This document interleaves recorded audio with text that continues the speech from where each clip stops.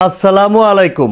হাতে মাত্র কয়েকদিন সময়, এই সময়ের মধ্যে যে যার মতো শপিং করে নিচ্ছেন, আমরাও আলহামদুলিল্লাহ টুকটাক করে নিলাম। যে বিষয়টা নিয়ে কথা বলতে চাচ্ছি, রোজা রেখে শপিং, রোজা রেখে দোকানদারদের কষ্ট হয় জানি, কিন্তু অ্যাজ এ কাস্টমার তারাও কিন্তু রোজা রাখে, তারাও রোজা রেখে কষ্ট করে শপিং করতে যায়। আপনাদের যতটা কষ্ট হয় ততটা কষ্ট কিন্তু কাস্টমারদেরও হয়। এই কথাগুলো কেন বলছি? আপনি দোকানদারের কাছে যখন প্রথম পর্যায়ে কোনো শপিং করতে যাবেন, সরাসরি পয়েন্টে চলে আসি। আমার ওয়াইফের জন্য একটা থ্রি পিস নিলাম, থ্রি পিসটার হাতায় একটু প্রবলেম। পরের দিন আবার 100 টাকার তেল ফুরায় সেই দোকানে আমি গেলাম, আমার ওয়াইফ সমেত।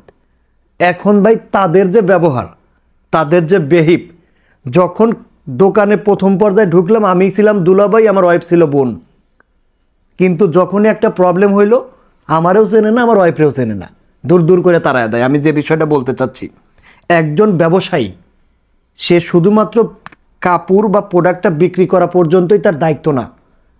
আনফর্চুনেটলি সেই প্রোডাক্টটাতে প্রবলেম হতেই পারে, বাট সেইটা দেখার দায়িত্বও কিন্তু আপনার। না, এখন অনেকে বলতে পারেন হাশেম ভাই তারা হাজার হাজার ব্যবসা করতেছে, হাজার হাজার মানুষের সঙ্গে কথা বলে, তাদের ব্যবহারটা একটু খারাপ হতেই পারে। না, আপনি ব্যবহারটা খারাপ করতে পারেন না, কারণ এটা আপনার রেজেক, এটা আপনার ব্যবসা প্রতিষ্ঠান, এইটা করে আপনার সন্তান পড়াশোনা করছে, এইটার মাধ্যমে আপনার স্ত্রী খাবার পাচ্ছে, এইটার মাধ্যমে আপনি নিজেও খাবার পাচ্ছেন। তাহলে আপনি কেন ব্যবহার খারাপ করবেন কাস্টমারের সঙ্গে? আপনার কাছ থেকে থ্রি পিসটা কি মাংনা নিছি? টাকা দিয়ে তো নিছি। এখন বলতে পারেন আমি রোজা রাখছি, আমার মাথা গরম। তাহলে আপনি ভুল করছেন। রোজা আমি এবং আমার ওয়াইফও রেখেছে, আমরা রোজা রেখেই আপনার কাছে প্রোডাক্ট কিনতে গেছি। এটা কিন্তু শুধুমাত্র যে আমার প্রবলেম তা না। আপনি আমার ভিডিও দেখছেন, আপনি লক্ষ্য করলে বুঝতে পারবেন এরকম প্রবলেম আপনার সঙ্গেও হয়।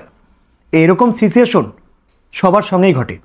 আপনি একটা প্রোডাক্ট কিনতে গেলেন, জামা বা পেন বা আপনার ওয়াইফের থ্রি পিস বা শাড়ি, আপনাকে দুলাভাই ডাকবে, আপনার ওয়াইফকে ডাকবে বোন, কিন্তু কেনার পরে যদি একটা সুতায়ও প্রবলেম হয়, সেটা যদি আপনি নিয়ে যান, আপনারও চিনবে না, আপনার ওয়াইফেরও চিনবে না। এইটাই আমার বাংলাদেশের দোকানদারদের রীতি। যে কারণে বলতে চাই, এদের বিরুদ্ধে আইনত ব্যবস্থা নেওয়া উচিত। আমি বলতে চাচ্ছি, আমার ওয়াইফের জন্য আমি একটা দামি থ্রি পিস নিলাম। এটা কম দামি বা বেশি দামি সেটা বিষয় না, বিষয় হলো থ্রি পিসে প্রবলেম হয়েছে, থ্রি পিসটা চেঞ্জ করে দিতে হবে আমাকে। এটা আমি টাকা দিয়ে কিনেছি, মাংনা তো নেইনি তার কাছ থেকে। সে যদি চেঞ্জ নাও করে দেয়, অ্যাটলিস্ট খারাপ ব্যবহার তো করতে পারে না আমার সঙ্গে। যে ব্যবহারটা করেছে সেটা যদি ভিডিও করে আপনাদেরকে দেখাইতে পারতাম, তাইলে আপনারা বুঝতে পারতেন। আমি যে বিষয়টা বলতে চাচ্ছি, প্রত্যেকটা দোকানদারের মাথায় রাখা উচিত, প্রত্যেকটা কাস্টমার হলো লক্ষ্মী, তাদের টাকায় আপনাদের সন্তানেরা পড়াশোনা করে। কথাগুলো শুনে মনে কষ্ট লাগতে পারে, কিন্তু এটাই বাস্তব।